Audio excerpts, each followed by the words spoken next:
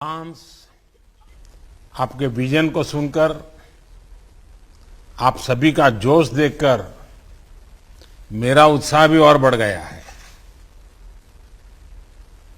साथियों, आज देश के दो महान सपूतों भारत रत्न श्री जयप्रकाश नारायण जी और भारत रत्न श्री नानाजी देशमुख की जन्म जयंती भी है। आजादी के बाद के भारत को दिशा देने में इन दोनों महान व्यक्तित्वों की बहुत बड़ी भूमिका रही है। सबको साथ लेकर, सबके प्रयास से राष्ट्र में कैसे बड़े बड़े परिवर्तन आते हैं, इनका जीवन दर्शन हमें आज भी इसकी प्रेरणा देता है। मैं जयप्रकाश नारायण जी और नानाजी देशमुख जी को नमन करता हूं, अपनी श्रद्धांजलि देता हूं। साथियों, 21वीं सदी का भारत आज जिस अप्रोच के साथ आगे बढ़ रहा है, जो रिफॉर्म्स कर रहा है, उसका आधार है भारत के सामर्थ्य पर अटूट विश्वास। भारत का सामर्थ्य दुनिया के सभी देश से जरा भी कम नहीं है। इस सामर्थ्य के आगे आने वाली हर रुकावट को दूर करना हमारी सरकार का दायित्व है और इसके लिए सरकार कोई कोर कसर बाकी नहीं छोड़ रही। आज जितनी निर्णायक सरकार भारत में है, उतनी पहले कभी नहीं रही।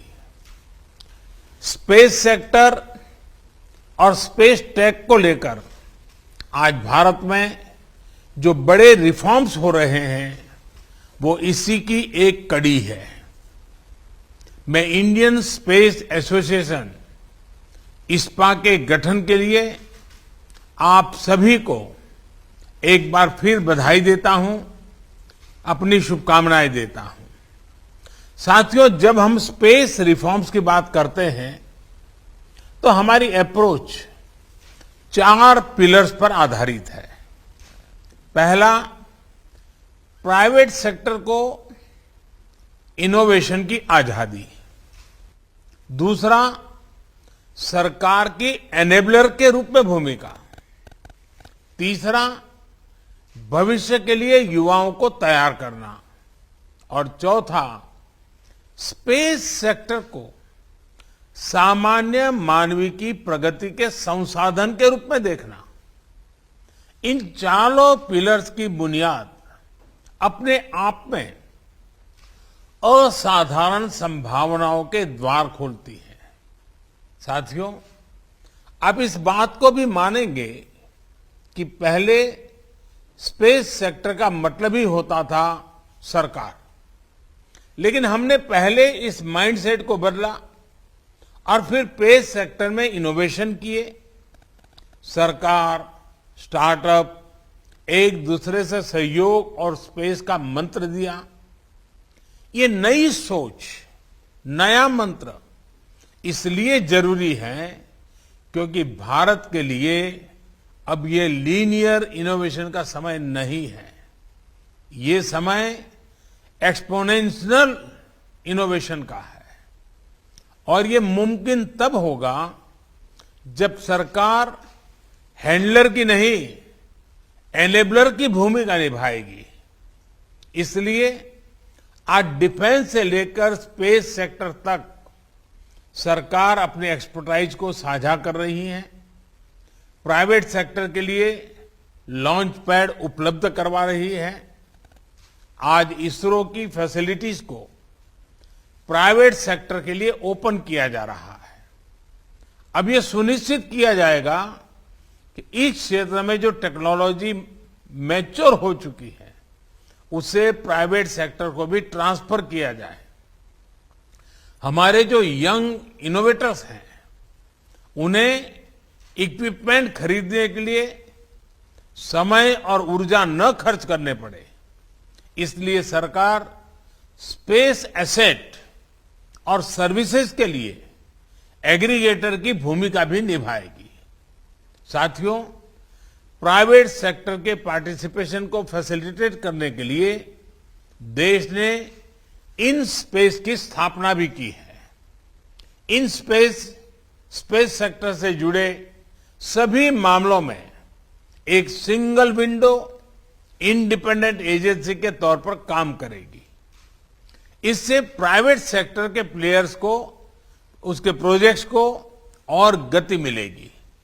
साथियों, हमारा स्पेस सेक्टर 130 करोड़ देशवासियों की प्रगति का एक बड़ा माध्यम है। हमारे लिए स्पेस सेक्टर यानी सामान्य मानवीय के लिए बेहतर मैपिंग, इमेजिंग और कनेक्टिविटी की सुविधा। हमारे लिए स्पेस सेक्टर यानी एंटरप्रेन्योर्स के लिए शिपमेंट से लेकर डिलीवरी तक बेहतर स्पीड। स्पेस सेक्टर यानी किसानों और मछुआरों के लिए बेहतर फोरकास्ट, बेहतर सुरक्षा और आमदनी। हमारे लिए स्पेस सेक्टर का मतलब इकोलॉजी की, पर्यावरण की बेहतर निगरानी, प्राकृतिक आपदाओं की सटीक भविष्यवाणी, हजारों लाखों लोगों के जीवन की रक्षा। देश के यही लक्ष्य अब इंडियन स्पेस एसोसिएशन के भी साझा लक्ष्य बन गए हैं। साथियों, आज देश एक साथ इतने व्यापक रिफॉर्म्स देख रहा है क्योंकि आज देश का विजन स्पष्ट है। ये विजन है आत्मनिर्भर भारत का। आत्मनिर्भर अभियान सिर्फ एक विजन नहीं है, बल्कि एक well thought, well plan, integrated economic strategy भी है। एक ऐसी स्ट्रेटेजी जो भारत के उद्यमियों, भारत के युवाओं के स्किल की क्षमताओं को बढ़ाकर भारत को ग्लोबल मैन्युफैक्चरिंग पावर हाउस बनाए। एक ऐसी स्ट्रेटेजी जो भारत के टेक्नोलॉजिकल एक्सपर्टीज को आधार बनाकर भारत को इनोवेशंस का ग्लोबल सेंटर बनाए। एक ऐसी स्ट्रेटेजी जो ग्लोबल डेवलपमेंट में बड़ी भूमिका निभाए, भारत के ह्यूमन रिसोर्सेज और टैलेंट की प्रतिष्ठा विश्व स्तर पर बढ़ाए। और इसलिए भारत आज अपने यहां जो रेगुलेटरी एनवायरनमेंट बना रहा है, उसमें इस बात का बहुत ध्यान रख रहा है कि देश हित और स्टेक होल्डर के हित दोनों को प्राथमिकता दी जाए। आत्मनिर्भर भारत अभियान के तहत भारत ने डिफेंस, कोल और माइनिंग जैसे सेक्टर पहले ही खोल दिए हैं।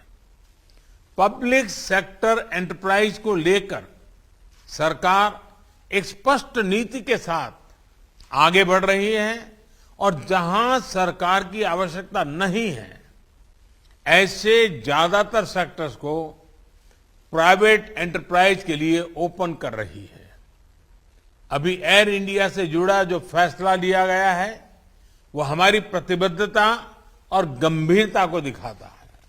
साथियों, बीते वर्षों में हमारा फोकस नई टेक्नोलॉजी से जुड़ी रिसर्च एंड डेवलपमेंट के साथ ही उसको सामान्य जन तक पहुंचाने पर भी रहा है। पिछले 7 साल में तो स्पेस टेक्नोलॉजी को हमने last mile delivery, leakage free और ट्रांसपेरेंट गवर्नेंस का अहम टूल बनाया है। गरीबों के घरों, सड़कों और दूसरे इंफ्रास्ट्रक्चर प्रोजेक्ट्स में जियो टैगिंग का उपयोग हो, सैटेलाइट इमेजरी से विकास कार्यों की मॉनिटरिंग हो, फसल बीमा योजना के तहत तेजी से क्लेम सेटल करना हो, नाविक सिस्टम से करोड़ों मछुआरों की मदद हो, डिजास्टर मैनेजमेंट से जुड़ी प्लानिंग हो। हर स्तर पर स्पेस टेक्नोलॉजी गवर्नेंस के प्रोएक्टिव और ट्रांसपेरेंट बनाने में मदद कर रही है। साथियों, टेक्नोलॉजी जब सबकी पहुंच में होती है तब कैसे परिवर्तन हो सकते हैं, इसका एक और उदाहरण डिजिटल टेक्नोलॉजी है।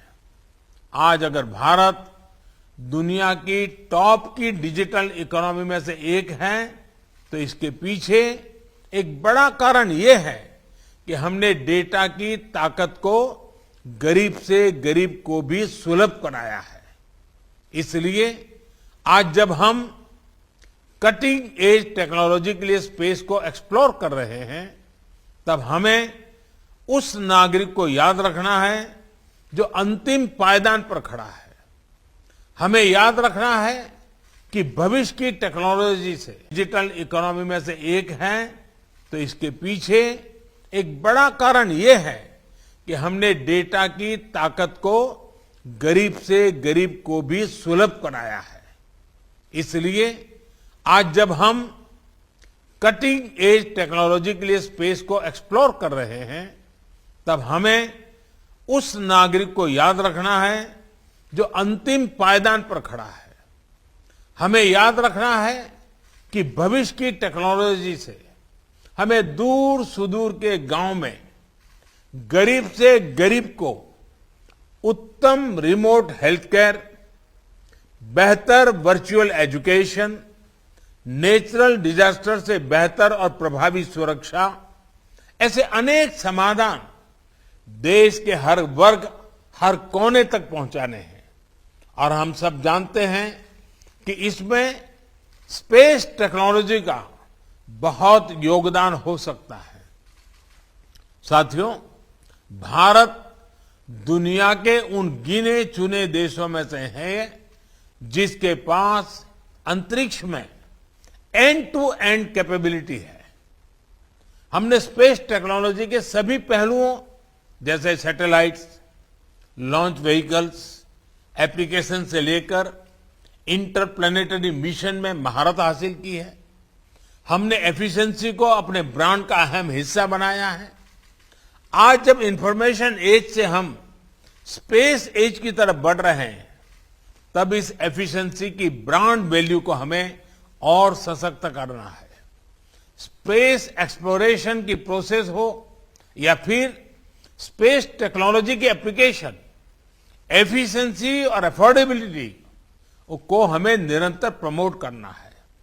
अपनी ताकत से जब हम आगे बढ़ेंगे तो ग्लोबल स्पेस सेक्टर में हमारी हिस्सेदारी का बढ़ना तय है। अब हमें स्पेस कंपोनेंट्स के सप्लायर से आगे बढ़कर end to end space system की सप्लाई चेन का हिस्सा बनना है। ये आप सभी स्टेक होल्डर्स की पार्टनरशिप से ही संभव है।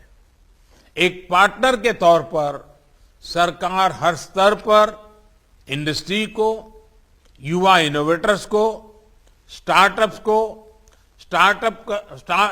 सपोर्ट कर रही है और आगे भी करती रहेगी।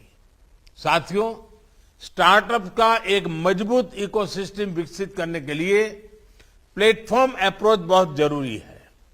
ऐसी अप्रोच जहां एक open access public control platform सरकार बनाती है और फिर उसको इंडस्ट्री और एंटरप्रेन्योर्स के लिए उपलब्ध कराया जाता है। उस बेसिक प्लेटफॉर्म पर एंटरप्रेन्योर नए सॉल्यूशन तैयार करते हैं। डिजिटल पेमेंट्स के लिए सरकार ने सबसे पहले यूपीआई प्लेटफॉर्म बनाया। आज इसी प्लेटफॉर्म पर फिनटेक स्टार्टअप्स का नेटवर्क सशक्त हो रहा है। स्पेस सेक्टर में भी ऐसे ही प्लेटफॉर्म अप्रोच को प्रोत्साहित किया जा रहा है। इसरो की फैसिलिटीज तक एक्सेस हो, इन स्पेस हो, न्यू स्पेस इंडिया लिमिटेड हो, ऐसे हर प्लेटफॉर्म से स्टार्टअप्स और प्राइवेट सेक्टर को बड़ा सपोर्ट मिल रहा है। जियो स्पेशल मैपिंग सेक्टर से जुड़े नियम कायदों को भी सरल किया गया है ताकि स्टार्टअप्स और प्राइवेट एंटरप्राइज नई संभावनाएं तलाश कर सके। ड्रोन्स को लेकर भी ऐसे ही प्लेटफॉर्म विकसित किए जा रहे हैं ताकि अलग अलग सेक्टर में ड्रोन टेक्नोलॉजी का उपयोग हो सके। साथियों, आज 11 अक्टूबर को international day of the girl child भी होता है। हम में से कौन भूल सकता है भारत के मार्स मिशन की वो तस्वीरें, जब भारत की महिला वैज्ञानिक इस मिशन की सफलता का जश्न मना रही थी। मुझे विश्वास है स्पेस सेक्टर में हो रहे रिफॉर्म इस क्षेत्र में विमेन पार्टिसिपेशन को और ज्यादा बढ़ाएंगे। साथियों, आज यहां आप सभी साथियों के ने अन्य बातों को लेकर भी अपने सुझाव दिए हैं। आपके इनपुट्स और सजेशंस ऐसे समय में आए हैं जब स्पेस कॉम पॉलिसी और रिमोट सेंसिंग पॉलिसी को फाइनलाइज करने का काम आखिरी चरण में है। मुझे विश्वास है कि सभी स्टेक होल्डर्स के एक्टिव एंगेजमेंट से देश को एक बेहतर पॉलिसी बहुत जल्द ही मिलेगी। साथियों, आज हम जो निर्णय लेंगे, जो नीतिगत सुधार करेंगे, उनका प्रभाव आने वाली पीढ़ियों पर पड़ेगा, आने वाले 25 वर्षों पर पड़ेगा।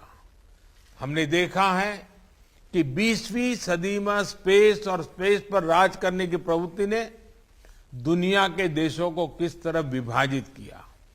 अब 21वीं सदी में स्पेस दुनिया को जोड़ने में, यूनाइट करने में अहम भूमिका निभाए, ये भारत को सुनिश्चित करना होगा। जब भारत अपनी आजादी के 100 वर्ष मनाएगा तो भारत जिस ऊंचाई पर होगा उसमें आप सभी का, हम सभी का योगदान महत्वपूर्ण होगा। इस एहसास, इस दायित्व बोध, सेंस ऑफ रिस्पॉन्सिबिलिटी के साथ ही हमें आगे बढ़ना है। सबके प्रयास से ही जनहित और राष्ट्रहित में कटिंग एज टेक्नोलॉजी के लिए अंतरिक्ष की असीम संभावनाओं को हम नए आकाश तक लेकर जाएंगे। इसी विश्वास के साथ आपको बहुत बहुत शुभकामनाएं। धन्यवाद। नमस्कार, मैं हूं मानक गुप्ता। अगर आपको हमारा ये वीडियो पसंद आया हो तो इसे लाइक और शेयर जरूर करें, और हां, हमें सब्सक्राइब और फॉलो करना ना भूलें ताकि आप देश और दुनिया की कोई खबर मिस ना करें। तो जुड़े रहिए हमारे साथ और देखते रहिए न्यूज़ 24।